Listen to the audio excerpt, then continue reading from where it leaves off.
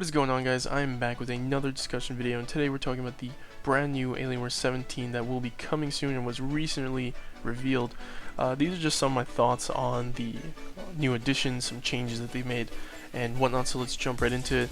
So the first thing that I want to say is I'm really happy to hear that they have Pascal GPUs. You're going to have the 1080 and the 1070 and the 1060 in the Alienware 15, 17, but today we're talking about the 17, which I believe is going to be supporting the 1070 and the 1080. It is huge. You're going to have the power of a previous Titan X in your laptop, or a 1080, which is nuts, because if I remember correctly, they're within 10% of the desktop counterpart, as they are desktop cards, but they have slightly reduced specs in certain areas.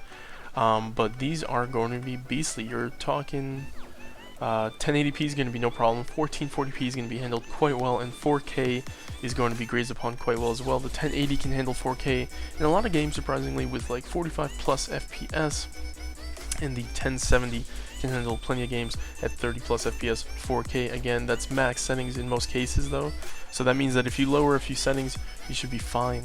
So we finally have 4K cards for our laptops. That's really crazy. And one thing that I'm actually really happy that Alienware decided to keep is the fact that you will still have the graphics amp compatible laptops. That's really cool, because while these cards are going to be amazing, you never know what's coming out a year down the line, 2 years down the line, and the fact that you can still in the future add additional power, that's a really big plus for me. And in my opinion, you're going to be set for a while with these cards in these laptops, and to have that ability to further increase your experience in the future, that's a big plus for anybody that wants the longevity for a laptop. So that's that with the graphics card.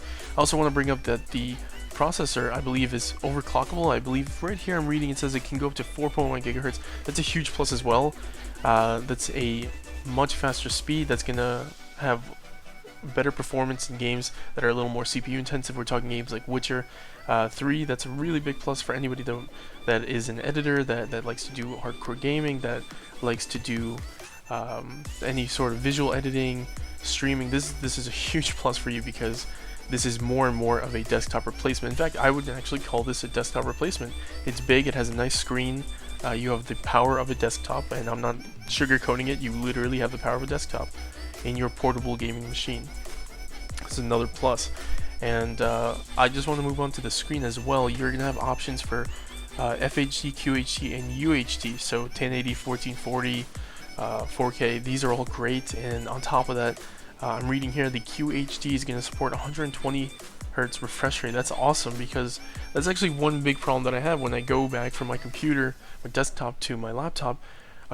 Trying to get back to 60 Hertz, that's really hard, because it feels a little more choppy. For anybody that has never played more with a refresh rate higher than that, you may not understand. It may feel perfectly fine for you, but if anybody out there has played with a higher refresh rate, they know exactly what I'm talking about. It's not nearly as smooth. It almost feels like you've got a delay in your mouse when you're playing. It feels a little chunkier, choppier, and that's a really big plus, because 120 Hertz, that's awesome. And with the graphics cards that they are including in these laptops, you're actually going to be able to push those numbers.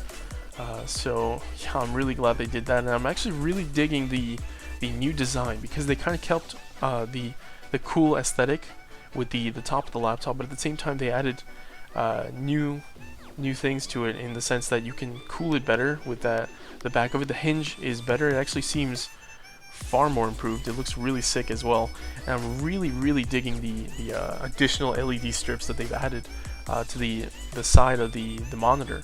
The sides, they look really great. And again, Alienware is known for their massive customization options with these LEDs, so that's going to be a really cool thing for somebody that's looking for an aesthetically pleasing laptop on top of a powerhouse, because that's exactly what this will be. So I hope you guys enjoyed this video. I may not have covered everything, but this was just mainly the stuff that really stood out to me. I thought I'd share my opinion. So let me know what you guys think. Tell me if you guys are excited for these new laptops, these new graphics cards. And yeah, subscribe if you guys are new to the channel.